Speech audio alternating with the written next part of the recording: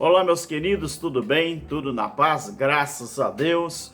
Noite de sexta-feira, onde estou aqui agradecido a Deus, aqui no jardim, do meu barraquinho.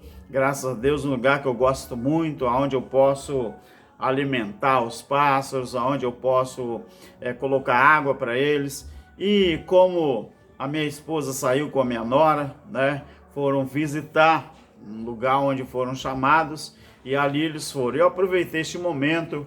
O meu filho, que mora do lado da minha casa, acabou de chegar do trabalho, e eu pedi: vai lá, meu filho, toma um banho, depois você vem aqui ficar com o papai conversando. Todos os meus filhos são casados, tem 4 filhos, 3 homens e uma moça, tá tudo casado, graças a Deus. Sou avô de 6 netos. Eu falei isso já nos vídeos mais antigos. E eu quero deixar aqui, irmãos queridos, além de pedir a você para se inscrever no nosso canal, você compartilhar os estudos e também você deixar o seu like, que é muito importante. Eu quero fazer aqui, vamos fazer uma análise de Lucas, no capítulo 17, 22 a 25. Vamos fazer uma análise desse texto aqui, vamos contextualizar Lucas 17, 22 ao 25, onde fala uma coisa interessante aqui.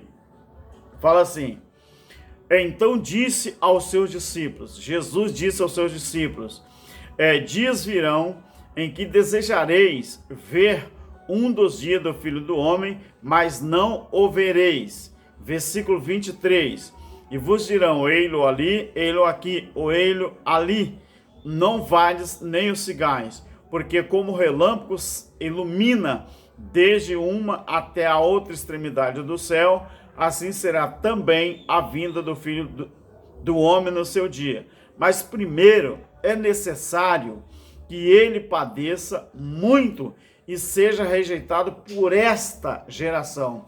Veja bem, meus queridos, Jesus disse aos discípulos que ele seria rejeitado por aquela geração, não é? Então vamos fazer uma análise textual desse texto, junto com o seu contexto. Então vamos comparar esse texto de Lucas 17, 22 ao 25, com Lucas 21, 31 e 32. Lucas 21, 31 e 32. Olha o que fala.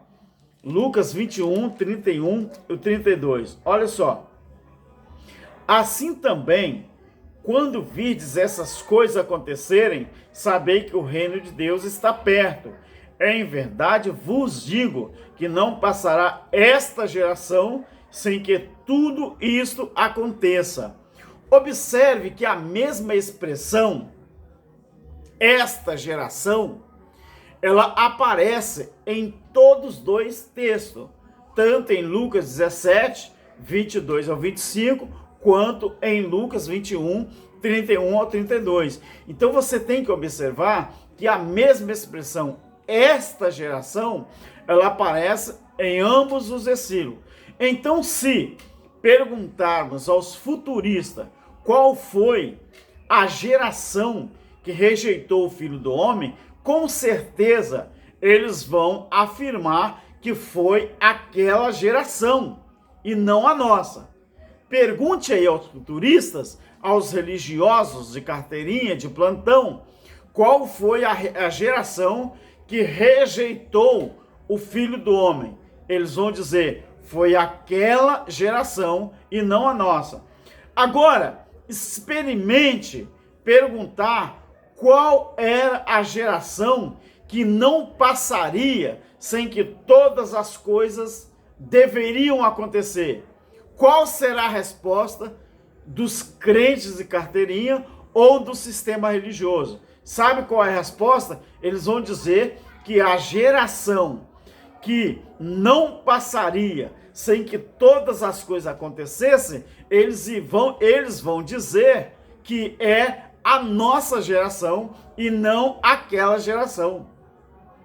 Então, mas quando você lê o contexto, você percebe que a mesma geração que reprovou o Filho do Homem foi a mesma geração que sofreu o juízo de Deus.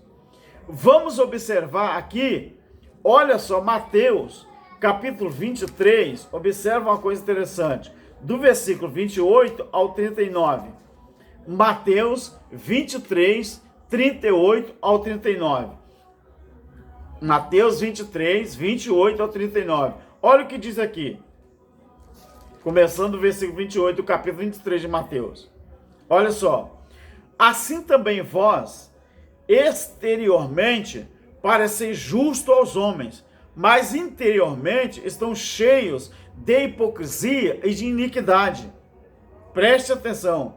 Ai de vós, escribas e fariseus, hipócritas, vocês edificam os sepulcros dos profetas, adornais os monumentos do justo, e dizeis, se estivéssemos vivos no tempo de nossos pais, eles estão dizendo, ou eles estão falando isso, não teríamos sido cúmplices seus no derramar o sangue dos profetas. Eles estão assumindo que quem derramou o sangue dos profetas foi aquela geração do passado ao qual eles estavam vivendo.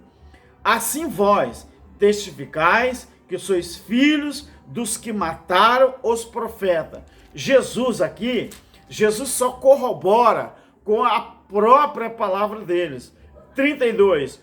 Enchei vós, pois, a medida de vossos pais, serpentes, raça de víboras, como vocês vão escapar da condenação da sepultura, que no caso aqui é inferno.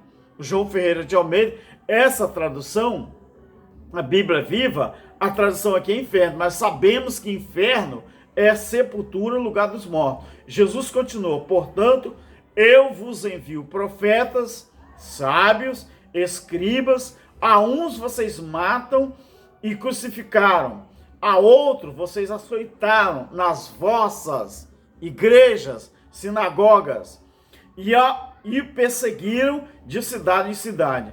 Assim, presta atenção no versículo 25, assim recairá sobre vós, quer dizer, sobre vocês, que aqui é a segunda pessoa do plural, vós, recairá sobre vocês todo o sangue justo derramado sobre a terra. Vocês que Jesus estava se referindo, era quem?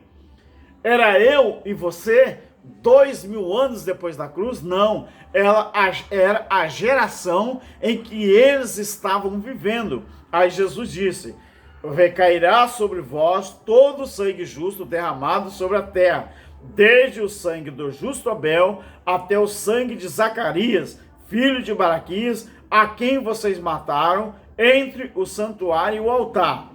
Em verdade, eu digo a vocês que todas essas coisas hão de vir sobre aquela geração que eles estavam vivendo. Então Jesus, ele é muito claro aqui em dizer que todas aquelas coisas, aquele juízo, a grande tribulação, iria acontecer justamente sobre aquela geração. Jerusalém, Jerusalém, que matas os profetas e apedrejas os que te são enviados. Quantas vezes eu quis ajuntar os teus filhos, como a galinha ajunta os seus pintinhos debaixo das asas, e tu não quiseste. Agora a vossa casa vai ficar deserta. Qual é a casa que ficaria deserta? A vossa. Vossa é um verbo possessivo que estava se referindo a eles, os judeus, não é? Então, a vossa casa ficará deserta. Era a casa, Jerusalém, a cidade dos judeus. Agora, a vossa casa vos ficará deserta. Quer dizer, vai ficar deserta para vocês. Pois eu vos digo que desde agora não me vereis mais, até que digais, bendito aquele que vem em nome do Senhor. Ou seja, em hebraico, essa palavra bendito, essa frase, bendito aquele que vem em nome do Senhor, em hebraico é lindo, eu gosto de falar, Baruch Rabá Nisei Adonai, ou seja, quando os judeus se gloriavam de morar em Jerusalém, em hebraico eles diziam assim, Anigarai Yerushalayim, ou seja, eu moro em Jerusalém. Para os judeus, era uma coisa muito, vamos dizer assim, fenomenal. Era uma coisa prazerosa morar em Jerusalém. Mas quando Jesus entrou em Jerusalém, que eles diziam, bendito aquele que vem em nome do Senhor, Baruch Rabá Bisseim Adonai, eles estavam dizendo, bendito aquele que vem em nome do Senhor. Mas olha aqui a sentença que Jesus dá para aquela geração. Se eles tinham orgulho de morar em Jerusalém, né, Anigarai, Yerushalayim, se eles tinham esse orgulho, mas o juízo estava para acontecer ali em Jerusalém. Então, meus queridos, fazendo uma análise desses dois textos, uma análise textual, quando você depara com o sistema religioso, se você fazer a primeira pergunta, qual era a geração, não é? Qual era a geração? Pergunta aos futuristas, qual foi a geração que rejeitou o Filho do Homem? Com certeza, eles vão afirmar que foi aquela geração e não a nossa. Agora, quando você pergunta qual era a geração que não passará sem que todas aquelas profecias se cumprissem, eles vão dizer que é a nossa. Então, não tem cabimento isso. Como diz o nosso irmão amigo lá, irmão em Cristo, Erivelto Soares. Isso não corrobora, isso não tem cabimento. E é verdade, meus queridos. Então, o texto se trata do mesmo assunto, mas os futuristas, o sistema religioso nega isso. Olha, quero deixar aqui para você este pequeno vídeo e que vamos analisar, contextualizar a Bíblia para que nós possamos cada vez mais aprendermos sobre a graça de Deus. Um abraço para todos os nossos irmãos, os preteristas, e para todos os nossos irmãos da graça de Deus, todos os ensinadores e todos aqueles que são libertos do sistema religioso.